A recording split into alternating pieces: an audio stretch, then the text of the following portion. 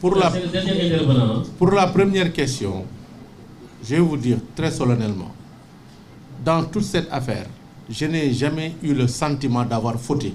D'abord, au plan moral, je veux dire. Moi, je suis revenu de Chine en 2012. J'étais haut fonctionnaire de l'État du Sénégal. Il était apparu que ce n'était pas peut-être convenable en ce moment précis où le fils du président Abdoulaye Wade était accusé d'implication excessive dans la gestion des affaires de l'État. Il n'était pas convenable en cette période précise pour moi de continuer à assumer des fonctions publiques alors que j'étais fonctionnaire auparavant. Je rappelle que j'étais ministre conseiller, chef de la mission économique du Sénégal en République populaire de Chine, poste que j'ai occupé pendant 6 ans et je l'ai occupé suite à un décret signé par le président Abdoulaye Wade. Dans ce contexte, donc, je suis parti à la recherche d'opportunités dans le privé.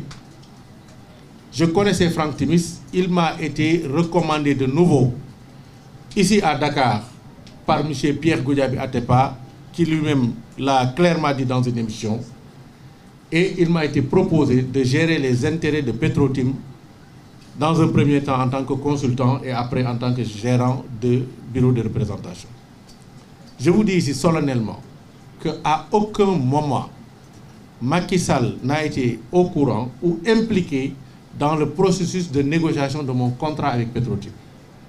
Il n'a même été au courant que très tardivement, parce que pour l'informer, il m'a fallu aller jusqu'à Paris, le poursuivre, il était très occupé, il me semble, pour l'informer que je venais de commencer une activité, ce qui était une sorte de... On lui avait presque enlevé une épine du pied, parce que moralement, j'étais fonctionnaire avec un poste assez intéressant, et là, j'étais devenu un chômeur. Donc, c'est ça l'histoire de mon contrat avec Petrotim, ensuite avec Timis Corporation. En aucun moment, de la signature de ce contrat à ma démission, je n'ai eu le sentiment d'avoir fauté et d'avoir fait une activité illégale. Je dois dire ici que, comme tout travailleur, j'ai négocié faire mon contrat. Mais plus que ça, j'avais même espéré être payé en cas de réussite de la boîte en termes de primes, ce qui, dans la loi sénégalaise, est totalement légal. Je dois dire que je n'ai jamais reçu de prime, mais je l'aurais reçu que je n'aurais pas fauté aux yeux de la loi sénégalaise. Ça, il faut que ce soit très clair. C'est-à-dire que ces fameux 250 000 $, si je l'avais reçu, ça n'aurait pas été contre la réglementation sénégalaise. Il faut que ce soit très clair. Mais il se trouve que je n'ai jamais reçu ça. Parce que simplement, en faisant ces transactions avec des sociétés cotées en bourse, une des exigences présentées à Franck Timis, c'était de dire qu'il ne travaillait pas avec des personnes qui étaient politiquement exposées. C'est à la suite de ça que tous mes contrats ont été changés et que j'ai dû renoncer à toutes sortes de primes qui n'ont donc jamais été payées. Mais je le répète encore, si ces primes étaient payées, cela entrerait dans le cadre du respect de la loi. Mais cela n'a jamais été fait. Je ne vois pas donc ce que l'on peut me reprocher. Même dans cette vidéo, en dehors de ce transfert imaginaire de 250 000 $, on ne me reproche que d'être le frère du président de la République. Pas autre chose. Parce que j'ose pas croire qu'on pense que j'ai une part dans Petrotim ou dans Timis Corporation. En tout cas, heureusement, ce n'est pas ce que BBC raconte. On ne dit pas aussi que j'ai une part dans les royalties, semble-t-il 10 milliards de $, qui seraient payés à Franck Timis. Je dois dire que moi, dans mes lectures, j'ai vu qu'en 30 ans d'exploitation, BP devait gagner 7,7 milliards de $. Alors, ce n'est pas mon problème, mais je ne vois pas comment une compagnie qui doit gagner en 30 ans 7,7 milliards de $, de façon brute, peut payer des royalties de 10 milliards de $ à quelqu'un d'autre. C'est tout à fait une incongruité, mais en fait, ce n'est pas mon problème. Encore une fois de plus, je n'ai pas le sentiment d'avoir fauté.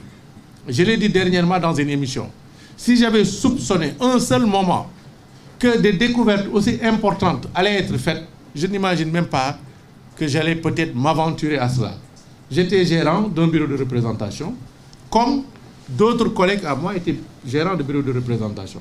Encore une fois de plus, je vous invite à enquêter pour ne pas tirer des conclusions hâtives et à interroger les sociétés détentrices de concessions de pétrole ou de gaz et à voir quel est le profil de leurs représentants ici au Sénégal.